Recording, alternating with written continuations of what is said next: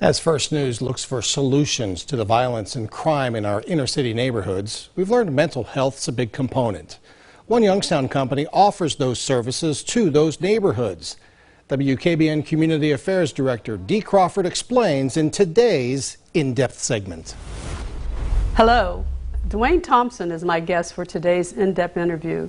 Dwayne is Chief Executive Officer for Youth Intensive Services in Youngstown. I want to thank you for joining me, and we've had quite a conversation off camera. How did you start your not-for-profit and why? Well, to make a long story short, I was doing services for agencies over in behavioral health services over in PA, and I just thought that it was a better way to do these services. So I started myself and Desiree's business in 2009. Your agency program, Youth Intensive Services. Youth, what age group are you serving, and why the terminology intensives? Youth has changed since we started because now you have transitional youth. So before it was 18 and under, now your transitional youth are more than 25 and younger. But we have seen that it's beneficial to work with the parents also of these families. So we service all ages at this point. When I reviewed some of my statistics, the largest number of either victim or perpetrator violence in the African American community, 21, 22, was in the age group of 18 to 25. So could that account for some of the change in your visionary as far as transitional youth is concerned? Well, that and state regulatory agencies changed the definition. And so you are Medicaid third-party eligible, and that's important for families to know.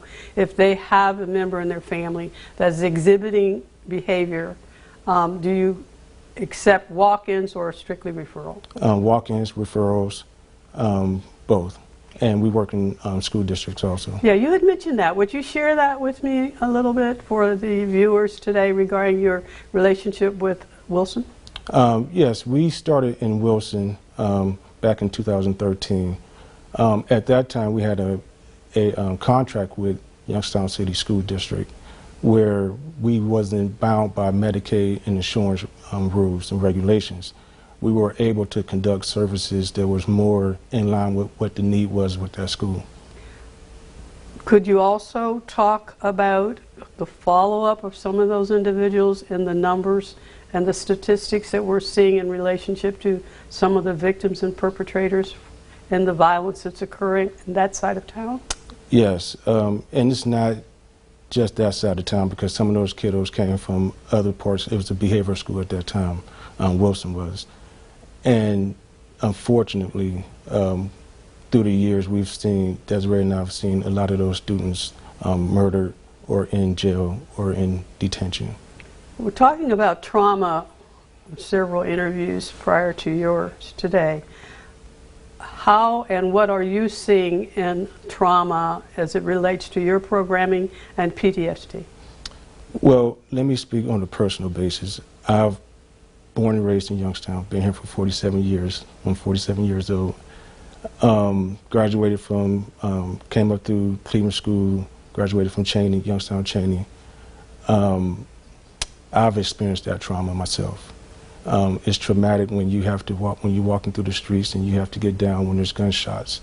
It's traumatic when you gotta look and see what exit and where the exits are when you walk in the building and things like that. That's traumatic and people don't realize this trauma. A friend of mine, we talk a lot about that we don't know that we have PTSD in the inner city because of all the trauma, whether it's violence, whether it's poverty, things of that nature. We don't know that we're experiencing PTSD. So you can speak to this on a personal note. Absolutely. Thank you.